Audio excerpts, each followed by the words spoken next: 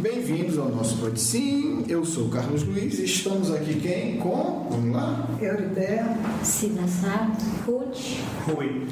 Ok, vamos começar, né? Estamos nesse nosso novo modelo. A nossa parte de encarnados ficou um pouco mais curta. Bem, primeiro é explicar que houve basicamente um empate técnico na votação, né? Parabéns para os que tiveram a ousadia e a coragem imensa de votar, né? Deixe seu depoimento que o computador não explodiu, tá certo? Mas assim, então, agradecendo os que votaram e vocês votaram aqui, por isso que deu empate, né? As pessoas que votaram no blog teve um pouco a mais pelo tema crise moral na pátria do Evangelho, mas teve os votos daqui. Como ficou muito perto, a gente vai trabalhar os dois temas. Hoje a gente trabalha a crise moral no Brasil, que nós estamos vivendo. No próximo, pode sim, a gente vai conversar sobre a depressão na adolescência, né? Que também é outro problema sério. Bem, é um tema que envolve os nossos corações, né? A gente está aí vendo um momento muito diferente no Brasil e o nosso objetivo é trazer uma reflexão para a gente entender um pouco melhor do ponto de vista espiritual, do ponto de vista histórico, o que está acontecendo, né? Eu vou ler um trecho do livro Brasil, Coração do Mundo, Pátria do Evangelho, do Humberto de Campos, psicografia do Chico Xavier, que vai nos dar uma pista do que está acontecendo, né? E o primeiro alerta é o seguinte: quando a gente fala de Pátria do Evangelho, a gente está falando de um projeto do Cristo, não estamos falando de uma realidade, né, efetivada. É a mesma coisa você olhar, né, o planejamento de um edifício de 50 andares e achar que já pode mudar para morar, né? Não é assim, tem que ter a construção, tem pedreiro, tem terra, tem cimento. Então, entender isso, né? Uma coisa é o projeto, outra coisa é a realização. E também a gente pensar um pouco que não obrigatoriamente o projeto do Cristo tem que se concretizar, porque existe livre-arbítrio. A não ser que ele queira tomar uma medida um pouco mais extrema e tirar o povo que está atrapalhando, né? Talvez isso aconteça dessa vez.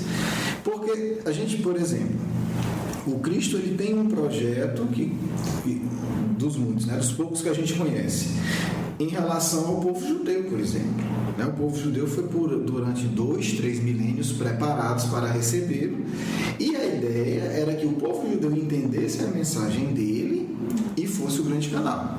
Não entendeu o livre-arbítrio, né? Até hoje eles estão esperando Jesus chegar, né? Na visão deles, o enviado de Deus ainda não chegou. Uma parte, obviamente, se converteu, né? Parte dos primeiros cristãos eram de fato judeus, outra parte não. Mas enquanto povo, já que hoje a gente está falando do livre-arbítrio dos grupos, o povo judeu não acolheu o Cristo, de fato. Havia um projeto para Roma. O projeto espiritual para Roma, gente, tudo que eu estou falando é informação do Emmanuel, tá certo? E baseada, né, que faz sentido com a codificação.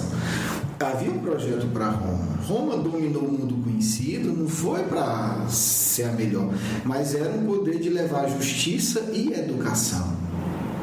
Começaram fazendo mais ou menos bem feito, mas chegou uma hora, como é muito comum acontecer também com nós encarnados, ficou rico, poderoso, esqueceu das obrigações com os outros, né? Não, tudo aqui é sempre coincidentemente, né? E aí sempre assim. Aí o que acontece? Vendo que não dava para sustentar mais, o cristão para de apoiar o Império Romano. É um outro termo fascinante, sabe por quê? Porque Roma foi destruído por um exército 10 vezes menor do que o exército de Roma. E aí só a falta do apoio espiritual mostra como que não vai mais. O que acontece? Roma se desfaz, vem a Idade Média, que a Emmanuel coloca como um longo período, né, de reflexão, amadurecimento. Eu não gosto da Idade Média, negócio tudo sujo, o povo tomar banho, então já não é comigo. Aí é outro período histórico, claro que, enfim, tudo tem coisas, tudo é aprendizado. Mas só para a gente entender que quando tem um projeto, não é para a gente chegar e dizer assim, tá bom, não vou dormir quando eu acordar. Exatamente, a gente tem que construir o projeto. Tem que construir. Como tudo na vida, tem um projeto de ser médico, tem um projeto de ser engenheiro, tem um projeto de ser piloto de avião. Tem que fazer, não estuda. Não estudo, não vou atrás, não procuro emprego, não vou. Então não vai acontecer, certo? E aí, uma outra coisa que a gente precisa entender, que eu acho que vai chegar na questão que a gente vai tratar hoje. Quem são os espíritos que o Cristo chama para vir para a pátria do Evangelho? Né? Sim, não vamos dizer que a culpa é dele, né? Ele é nosso mestre, mas é entender qual foi a escolha que ele fez. Importante entender isso. Porque quando Cristo define o Brasil como pátria do Evangelho, não é com um administrador terreno. Manda contratar aí os melhores cérebros, o cara. Eu vou montar o melhor hospital da cidade. Quem são os melhores médicos? Chama, contrata e acabou. Se eu sou milionário, não é assim. É o padre e pronto. Não é assim. A lógica do Cristo é totalmente diferente. Então, a pátria do Evangelho, aí eu vou ler esse trecho, é um pouco longo, vocês vão me dar licença para a gente entender quem é a matéria-prima que veio para cá, né? Quem somos nós? Pelo menos uma parte de nós, eu me incluo nessa parte aqui, né? Cada um que saiba da sua, né? Eu falo da minha turma. Olha que situação, né? Está no capítulo 7, né? Intitulado Os Negros do Brasil. Eu vou ler 2 trechinhos, se ficar muito longo eu resumo. Diante da situação de sofrimento do Brasil, da escravidão, Ismael, que é o guia espiritual do Brasil. E aí eu quero só fazer um registro importante, porque eu vi outro dia um palestrante espírita falando que essa informação talvez não fizesse sentido, não sei o quê. Antes de Chico Xavier reencarnar, quando Bezerra de Menezes estava reencarnado, Bezerra de Menezes já conversava com Ismael, e ele já sabia que Ismael era o guia espiritual do Brasil, antes desse livro existir, antes do Chico Xavier reencarnar. E quer dizer que o doutor Bezerra reencarnou antes do Chico? Não, antes do Chico. Bezerra reencarnou em 1831 e desencarnou em 1900. E o Chico era de 1910? Então, quer dizer, não tinha, então não é uma ideia do Humberto de Campos nem do Chico Xavier isso daqui. Né? No centro espírita que Bezerra participava, inclusive tem registro de algumas comunicações de Ismael. Então, só para o pessoal não achar que foi uma invenção desse livro. Esse livro só está repetindo a informação que Bezerra, quando encarnado, já sabia, certo? Mas, dito isso, é um diálogo de Ismael com Jesus. Ismael diz: Senhor, exclamou Ismael nas suas preocupações, estendei até nós o manto de vossa infinita misericórdia. Enviai-nos o socorro das vossas bênçãos divinas, para que as nossas vozes sejam ouvidas pelos espíritos que aqui procuram edificar uma pátria nova. Nosso coração se comove ante os quadros deploráveis, falando da escravidão, que se deparam às nossas vistas. Por toda parte, vêm-se os infortúnios das raças flageladas e sofredoras. Então, é Ismael, né, pedindo a intervenção do Cristo, uma prece. Aliás, a prece de Ismael é linda. Aí a resposta de Jesus. E aí, na próxima parte, a gente entende o nosso problema de hoje. Foi aqui que surgiu os escândalos de hoje, viu, gente? Está aqui a origem. Vamos lá. Aí vem a resposta, né? Uma voz suave e meiga lhe responde do infinito: Ismael, nas tuas obrigações e trabalhos, considera que a dor é a nossa eterna lapidária de todos os espíritos, e que nosso Pai não concede aos filhos fardos superiores às suas forças nas lutas evolutivas. Abriga aí, na sagrada extensão dos territórios do país do Evangelho, né? Falando do Brasil, todos os infortunados e todos os infelizes. No meu coração ecoam as súplicas dolorosas de todos os seres sofredores que se agrupam nas regiões inferiores dos espaços próximos da terra. Agasalha-os no solo bendito que recebe as irradiações do símbolo estrelado, alimentando-os com o pão substancioso dos sofrimentos depuradores. Pão substancioso dos sofrimentos depuradores, olha que expressão, né? E das lágrimas que lavam todas as manchas da alma. leva a essas coletividades espirituais sinceramente arrependidas do seu passado obscuro e delituoso a tua bandeira de paz e de esperança. Ensina-lhes a ler os preceitos da minha doutrina nos códigos dourados do sofrimento. Resumindo, Ismael estava pedindo ajuda. Jesus disse: calma, que Deus não manda sofrimento a mais para ninguém. 2. Olha quem Jesus escolheu para formar a pátria do Evangelho. Resumindo, criminosos que estavam nas regiões inferiores do mundo espiritual, mas profundamente arrependidos. Então, eis a origem do petróleo. Então, nós que estamos aqui, a maioria, né, não estou ofendendo ninguém, eu sei que eu faço parte dessa turma aqui, somos espíritos criminosos arrependidos.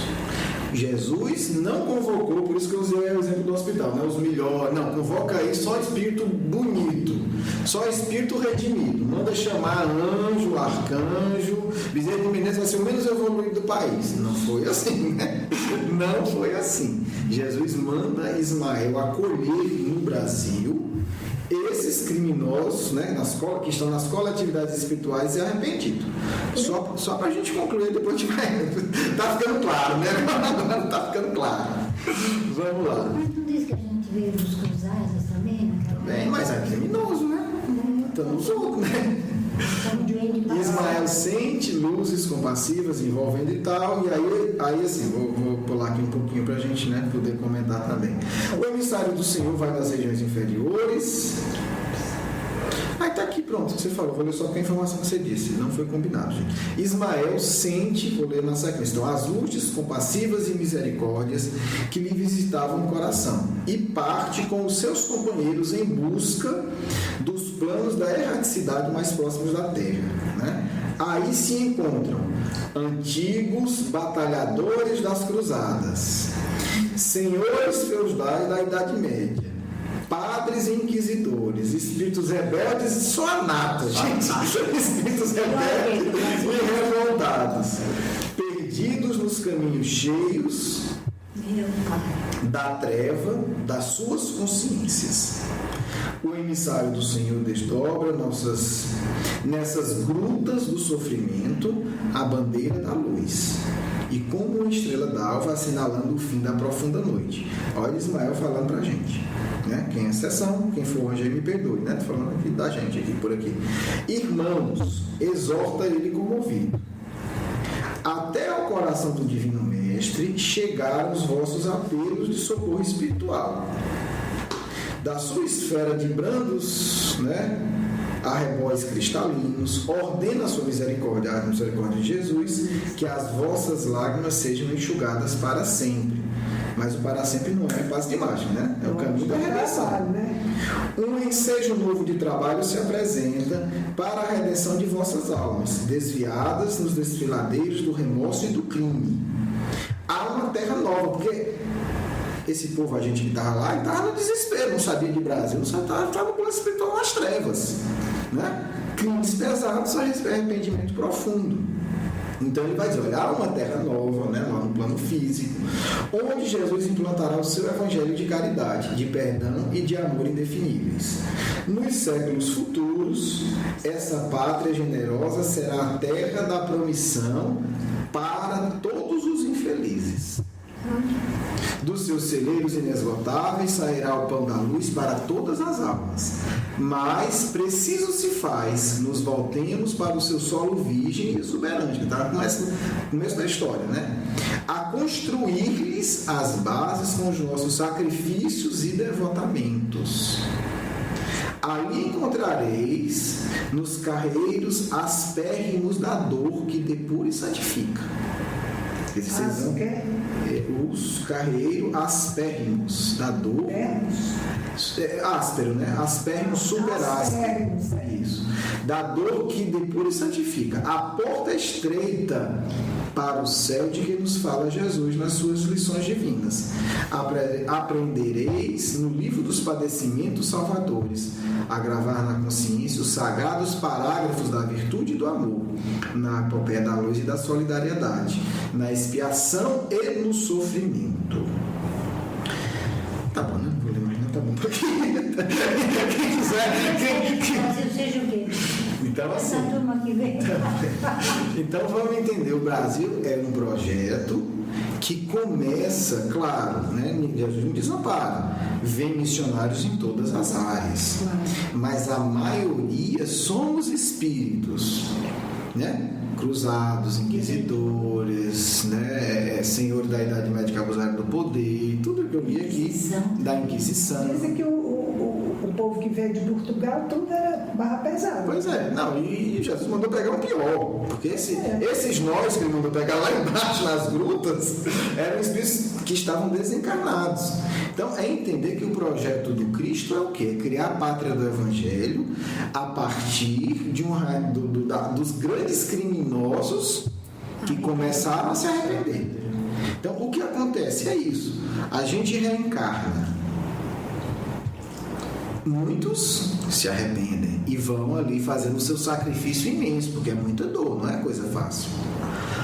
Outros se arrependem, reencarnam e esquecem. Né? E aí, na hora que aparece a tentação dos milhões, que hoje, né, pelo menos na área da corrupção, a gente só fala de milhões e de bilhões, e aí é a grande prova. Aí se perdem. Muitos se perdem, outros não. Outros não. Porque é o que eu digo, se todo mundo... Tem alguns que não? Claro, por exemplo, vamos pegar sem citar nomes, mas por exemplo, os espíritos que estão atuando hoje no escândalo do Petrolão, que estão prendendo esse pessoal graúdo, se eles fossem corruptos, você acha que eles iam prender alguém? Não, eles pagavam, né? Meu amigo, eu tenho todas as provas, me dê tanto que eu esqueci. Você acha que eles não... Aliás, você acha que muitos não receberam, né, não receberam uma proposta de socorro? Olha, esquece isso, está aqui, ó, você vê minha conta, tem não sei quantos milhões, eu lhe dou tanto, ninguém vai nem saber, está lá na Suíça, você vai lá e pega o dinheiro e pronto. Então, para que o que está acontecendo esteja acontecendo, isso eu tenho certeza absoluta. Muitos recusaram milhões de suborno. Muitos recusaram. Porque é óbvio, se eu sou um corrupto, eu tenho 100 milhões, se ele chega para me prender com todas as provas, eu não vou dar 10 para ele? Na hora. Vai sobrar muito. Ainda sobra muito, ainda continua, né? Porque ninguém vai saber. Vai continuar. Então, com certeza, a gente vê uma parte que repete os erros do passado, sem sombra de dúvida, está aí na televisão, né? Até porque para roubar tanto, me desculpe, tem que ser competente, tem que ter aí alguns séculos eu tenho que ter aprendido a roubar na idade média as frutas da Inteligência.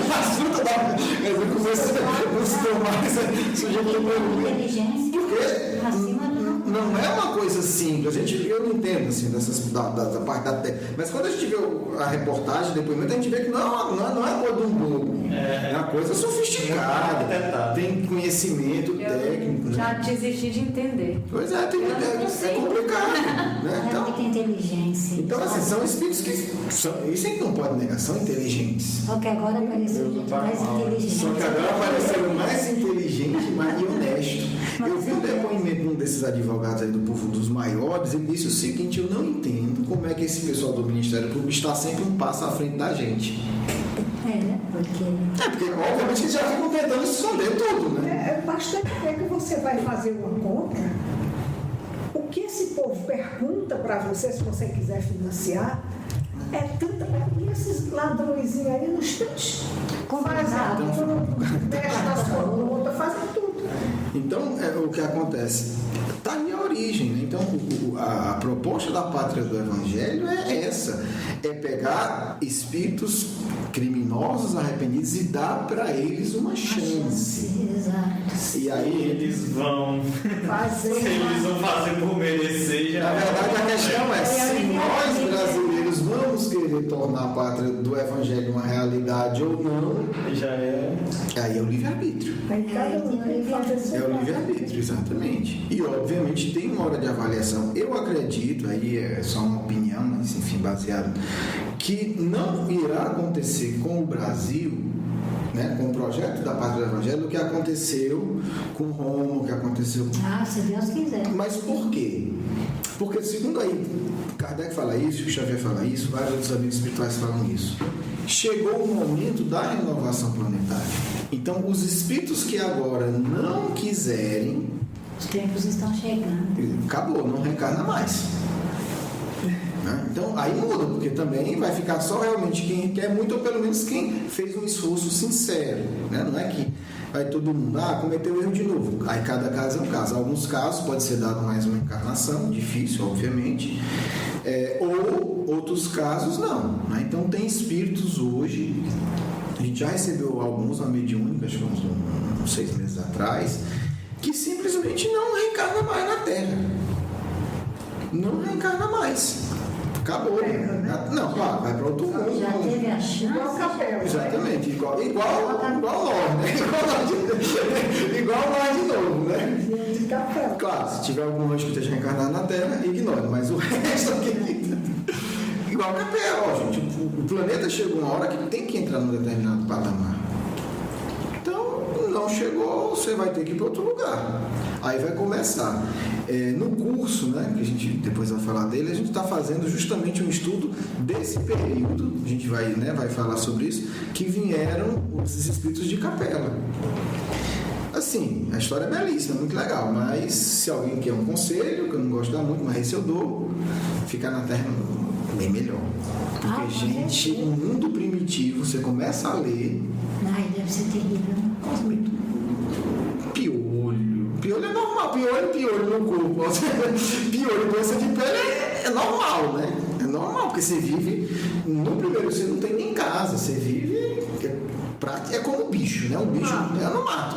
Vai pra caverna, aí a caverna é invadida por um urso, a outra é invadida por rato, a outra... Você dorme ao relento. Né? Mesmo dentro de uma caverna, você tá ao relento, né? Não tem o protetor de mosquito, né? O repelente, a tela, aquela barraca bem feita. Não tem. Agora você imagina a angústia do espírito. Não é uma escolha, é um... Não, vai e vai. Força. Não, vai. Aí cada um escolhe. Se vai realmente mais aceitando, ou se vai mesmo à força, mas vai. E aí não é brincadeira, são milênios de chance. Então, aí está a explicação, né, inicial. Esse assunto vai para muito, né, se desdobra muito, mas é para a gente entender que a proposta do Cristo é essa, né? Nós, a maioria de nós que estamos aqui, somos espíritos criminosos. Eu, como já fiz muita regressão de memória, posso dizer que eu estou entre eles. Posso nem me iludir mais, né? Porque o ruim é essa. Né? Então, assim, Você já melhorou? Eu acho que eu estou tentando. Eu também fui. Até agora. Também não. Então, assim, até agora tá dando certo. Graças a Deus eu estou conseguindo. E eu estou pedindo ajuda todo dia. Então, é isso. A base é essa. Agora, vem dos espíritos, né? Missionários em todas as áreas, na área do direito e tal, para mostrar. Porque, no fundo, o que está acontecendo para nós, povo geral, é simplesmente uma opção. Quando isso é mostrado, no fundo a gente faz uma opção. Eu quero apoiar quem energeticamente? Né? A quem está fazendo justiça e trabalhando com honestidade? Ou eu quero apoiar energeticamente os corruptos? Porque não nos enganemos. Hoje está mudando. Mas na cultura do nosso país, energeticamente, a maioria sempre apoiou a corrupção, energeticamente. Como é que apoia? Com inveja, achando que o fulano tá certo mesmo, tem que ser feliz, vai fazendo, quer dizer, Jeitinho, né? é o apoio. Dando um jeitinho, fazendo a corrupção pequena. Exatamente, e apoiando, não, tem que pegar mesmo, se fosse eu pegar também. Porque a impunidade está aí. Então hoje nós temos a oportunidade de ver isso às claras e tomar uma decisão íntima. O que é que eu apoio? O que é que eu acho que realmente é sério? Né? Eu apoio quem está trabalhando seriamente para fazer justiça, né? Ou eu apoio quem fez a corrupção e está tentando ainda fazer. Então fica aí as opções. Vamos fazendo essa prece. Quem faz a prece? Ex-candidata. Rui faz. Nossa.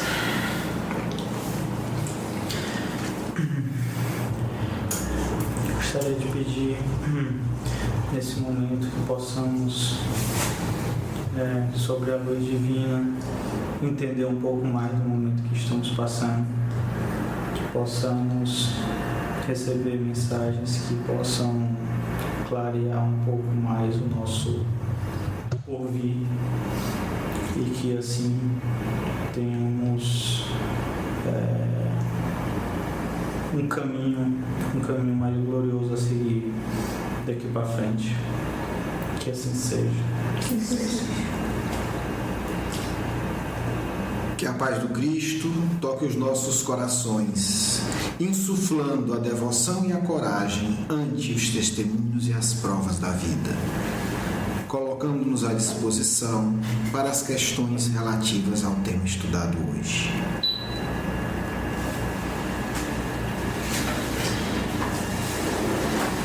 Bom, a primeira pergunta é: qual o maior desafio atual para que o Brasil se torne a pátria do Evangelho?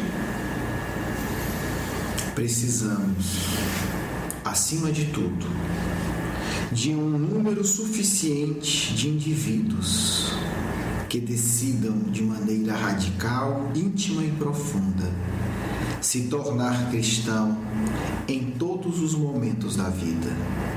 No Brasil, já existe uma aceitação da mensagem do Mestre, porque sabem os espíritos aqui reencarnados que aqui estão pela misericórdia do mais alto.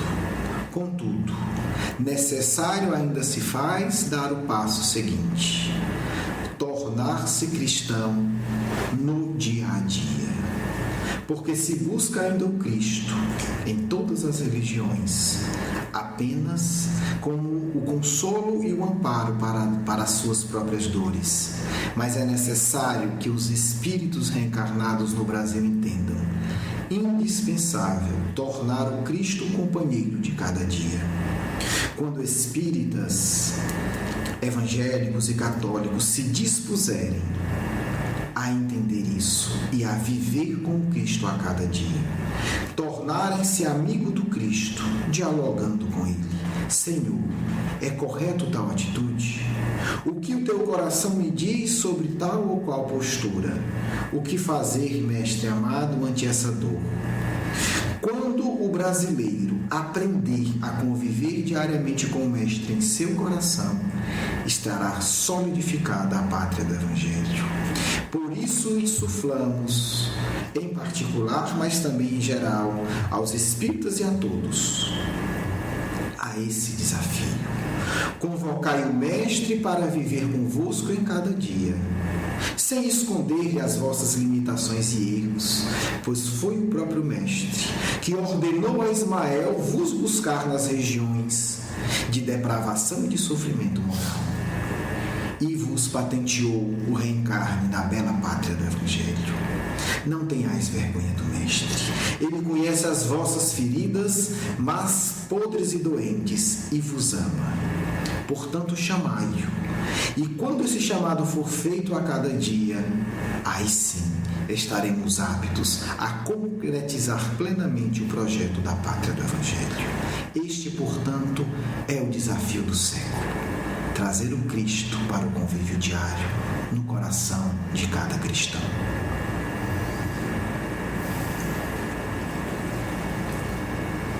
Bom, agora, como podemos cooperar com esse projeto do Cristo?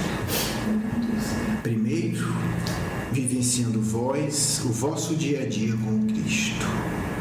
Acima de tudo isso, em seguida, apresentando o Cristo às massas populares, mas apresentando de uma forma que o aproxime. Não como um senhor irado, não como um sábio distante, mas, acima de tudo, como um amigo misericordioso. Fazendo isso com jovens e com adultos, com crianças e com idosos. O Cristo é vosso amigo. Aceitai-o em vosso coração. O Cristo é um espírito poderoso, uma individualidade amorosa que pode captar os vossos pensamentos. conversai com ele, compartilhai com ele. Ao viver e ensinar isso, estareis colaborando poderosamente na proposta do Mestre.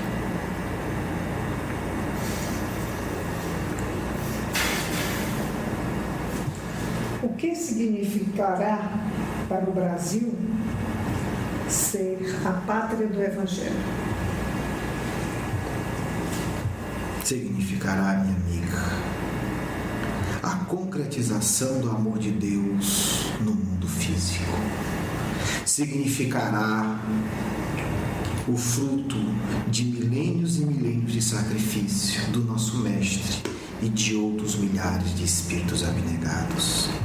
Significará uma sociedade que ensinará pelo exemplo ao mundo que a fraternidade, que o amor e que a misericórdia são as verdadeiras bases de qualquer organização social do mundo. Significará um sistema financeiro justo e equilibrado. Significará um judiciário que pune e reeduca. Significará poder contar com milhares e milhões de amigos em qualquer parte do país. E esse bem-estar e essa alegria conquistará o mundo com a sua suavidade, porque poderosa é a força do amor. Significará a aplicação do Evangelho no indivíduo, na escola e na sociedade. O Evangelho alegre, o Evangelho feliz, o Evangelho produtivo, o Evangelho inteligente. E isso irá deslumbrar o mundo. Esse é o significado para nós da pátria do Evangelho. Como Cristo, ele teve essa ideia de pegar os criminosos arrependidos e mudar o Brasil, como eles se arrependeram e Cristo tinha essa missão para eles, será que não seria interessante eles se lembrarem pelo menos um pouco desse momento com Cristo para melhorar nesse projeto da pátria do Evangelho? Certamente. Mas, em relação aos espíritos que fogem de si mesmo, podemos dizer que eles não querem. É possível lembrar. Quando se busca a lembrança com o intuito da autorredenção, ela é abençoada pelo mais alto. O Cristo já deu os meios. A sociedade conta com técnicas e orientações. Os espíritas fazem isso, mas curiosamente eles pensam, parte deles, que isso só se deve fazer com desencarnados. Como se o encarnado também não fosse filho de Deus e necessitado. É possível. Para o indivíduo que queira entender as suas dores e que queira superá-las, a lembrança do passado é permitida, também por misericórdia. Existiram missionários no mundo que ensinaram isso. Podemos falar da obra, por ser mais conhecida, de Hermínio Corrêa de Miranda, onde ele ensina e faz a regressão de memória com encarnados. Fez também com desencarnados, mas, como comentamos, curiosamente o movimento espírita só aceitou com os desencarnados. Mas é possível. Existem livros, pesquisas sérias mostrando a possibilidade. Como em tudo, a intenção sincera e a seriedade do processo irá garantir a proteção espiritual. E como em tudo, se não há uma intenção sincera, melhor evitar-se. Para os que queiram, sim, é possível. O Cristo, nesse período de transição, coloca na mão dos espíritas recursos preciosíssimos que eles deveriam aprender a usar para si e para o outro. Quando falamos de trazer o Cristo para o dia a dia, também está relacionado com isso. Pois se o indivíduo consegue lembrar do seu passado mais sofrido e consegue entender que quem solicitou que ele saísse dali e viesse para um ambiente melhor foi o Mestre, isso não ampliaria sua relação com o Mestre? A sua gratidão está em vossas mãos. Existem trabalhos que são da esfera dos encarnados. Nós nós apenas podemos estimular e sugerir. Estudai o tema e pesquisai e vereis que pessoas sérias, abnegadas e dedicadas já deixaram no seio do movimento espírita as pesquisas e as experiências para que vós pudesseis aprender e também auxiliar mais espíritos. Como entender a corrupção que somos defrontados hoje?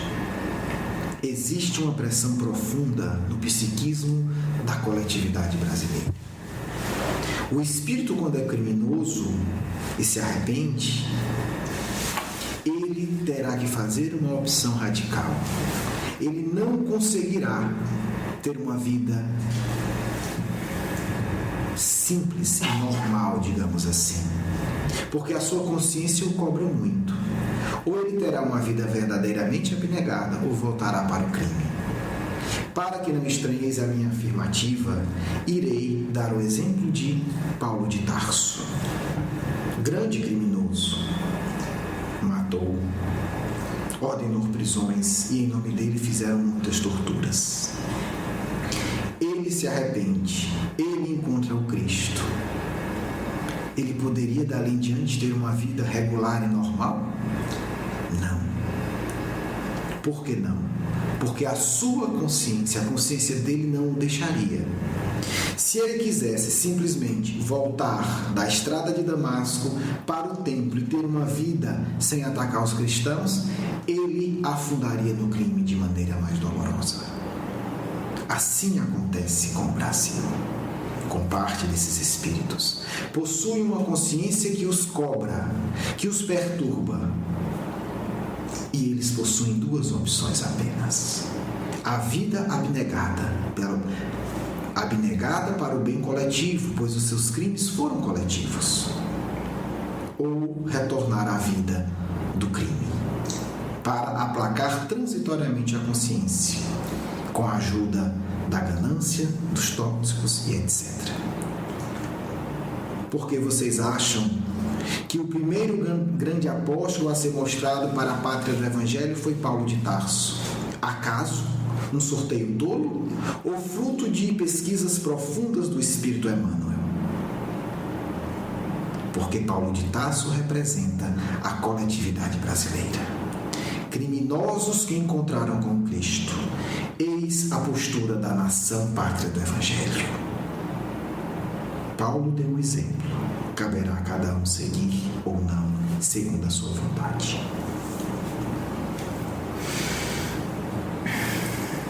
Qual é o papel do espírita ante esses casos de corrupção? Abnegar-se.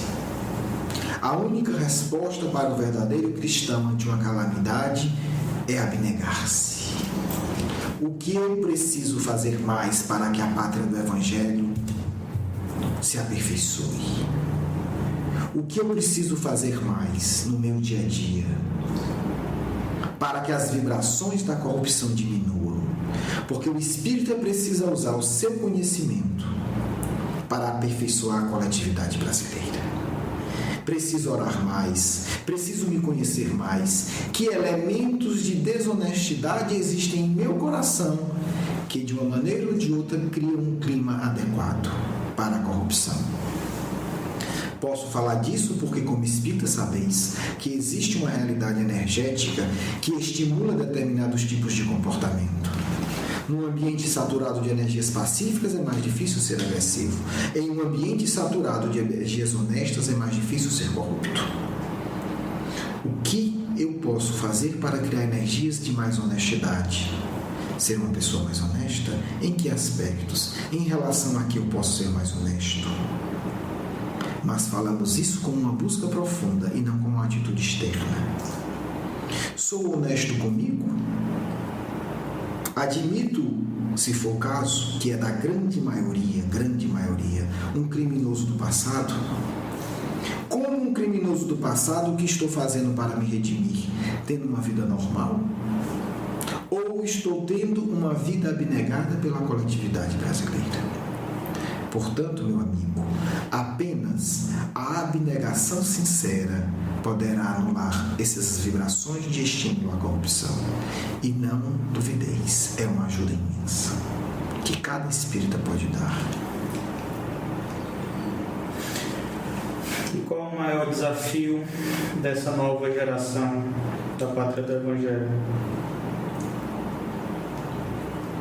Compreender a realidade espiritual. Porque no movimento espírita, infelizmente, se vive uma vida dupla. Se acredita na realidade espiritual em alguns momentos de atividade mediúnica ou na cabine de passe. Mas não se aplica isso na sua rotina. Portanto, tememos que parte da nova geração possa ser ludibriada por essa postura, no sentido de não entender que é necessário ter espiritualidade a cada momento da vida. O juiz espírita que julga deve sempre fazer uma prece antes de ler qualquer linha. Deve pedir inspiração do seu guia, deve pedir inspiração do mestre para analisar melhor. Deve devotar-se em profundidade à sua qualificação, porque ele deve ter em consciência que se o Cristo coloca nessa posição, ele precisa fazer não apenas um bom trabalho. Como cristão, ele tem que se cobrar fazer um excelente trabalho. Isso vale para o policial, para o médico, para o agricultor. Esta qualificação, para ser profunda, deve estar vinculada a uma compreensão espiritual. Entender as realidades espirituais, não para falar, mas para vivenciar. Um médico espírita, antes da cirurgia, deve observar o ambiente psíquico do grupo. Que se faça uma prece, que pelo menos se avente assuntos que elevem o padrão, se ele observar que está um ambiente difícil. Isso afetará inclusive os índices de infecção hospitalar. São exemplos vários para mostrar que a nova geração tem como imenso desafio entender que só sairá vitoriosa se viver no mundo físico como um espírito imortal, vinculada profundamente aos seus guias espirituais, compreendendo que cada ambiente possui suas energias, compreendendo que existe uma sociedade desencarnada e, acima de tudo, compreendendo-se como um ser imortal que está alocado transitoriamente numa terra distante para implantar o reino de Deus na terra. Essa é a tarefa que o Grupo Marcos também tem: auxiliar a nova geração a viver o verdadeiro cristianismo a cada dia. Então, a nova geração vivenciando todo esse clima de corrupção, teoricamente falando, teria uma visão mais dura, mais ríspida e poderia agir de maneira correta, é isso? Poderia fazer um clima de corrupção de forma nenhuma é problema, é estímulo. Para o espírito que ama o mestre, a dor é estímulo. A decepção mobiliza energias mais profundas. O que a nova geração mais precisa é entender que deve cultivar o contato espiritual a cada dia. Deve acordar e orar para o seu guia espiritual e, se possível, conversar com ele. Como fez Chico Xavier, que resolveram tornar como um mito para anular-lhe o poder do exemplo. Entendendo isso, meu amigo, e aí sim, a corrupção será o estímulo. Será o estímulo. Para o cristão, a dor é estímulo. Para o cristão, o obstáculo é vitamina, para usar a linguagem de vocês. Vejamos Paulo de Tarso mais uma vez. Vejamos os obstáculos financeiro, social, cultural, emocional que enfrentou. Então, todo esse clima, nada poderá contra a nova geração, desde que ela mantenha uma postura espiritualizada no dia a dia. Não sei se respondi adequadamente a questão, não. Sim, você respondeu sim. Alguma outra questão? Não. A nova geração já está no mundo. E os espíritas estão fazendo ouvido de mercador para esse alerta tão grave. Pois quando dizemos isso, significa dizer: espíritos nobres visitarão sua casa. O que você irá oferecer para ele? Porque se dissermos a alguém, uma autoridade irá visitar sua casa, a pessoa se preocupa, se prepara, pensa como agradar, como atender melhor. Falamos de autoridades ligadas ao Mestre. Eles estão no mundo. O que irás tu oferecer para ele, meu amigo? Que exemplo, que estímulo, que esclarecimento. Eles vêm em nome do Mestre. É fundamental que vós, os espíritas encarnados, que têm condição de entender a mediunidade, a regressão de memória, os ambientes magnéticos e psíquicos do mundo, vos torneis um amigo a mostrar na prática a grandeza do Evangelho e a grandeza da codificação. Não no Evangelho e não na codificação teórica, mas sim no Evangelho e na codificação vividas no trânsito, em casa, na mesa, no trabalho, no lazer. É uma obrigação para aqueles que querem ser gratos ao Mestre. Como sabeis, como já dissemos isso em particular e hoje dizemos em público, esses espíritos estão no mundo. O próprio Emmanuel já está no planeta Terra. Vem trabalhar convosco, mas não vos torneis parasitas da luz alheia. Vos candidateis corajosamente, com a vossa imensa boa vontade, e do fundo da alma diga: eu quero a minha cota de sacrifício. Eu quero derramar as minhas lágrimas pelo Mestre. Eu quero que o meu suor e que, se necessário, o meu sangue regue a planta maravilhosa do Evangelho, porque um dia ela será imensa e irá aplacar toda a sede de amor do mundo. E nós nos reconheceremos todos irmãos, e o ódio será uma palavra esquecida em nossos lábios e em nossos corações.